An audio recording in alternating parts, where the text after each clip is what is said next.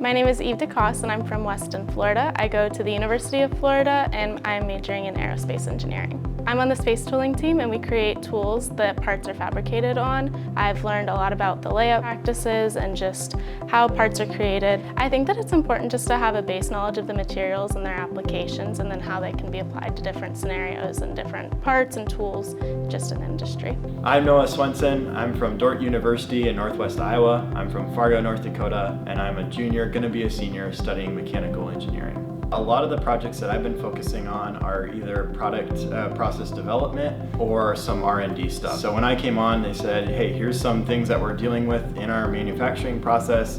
Can you look into them? Try to get us to have a better understanding of where this non-conformance is coming from. And then past that, I've just been kind of shadowing a bunch of the different processes on the floor. My name is Jackson Coleman, and I am a mechanical engineer at the University of Idaho. I think one of the biggest things I've learned that'll help me is just figuring out how to get things done. Janicki gives you a lot of freedom to kind of design and build things to your choosing. Talking to other people, using your resources, mentors, other technicians in the shop, just to be able to ask them the best way to do this or what tools I would have access to. Learning about what it's like to work in this industry has been awesome.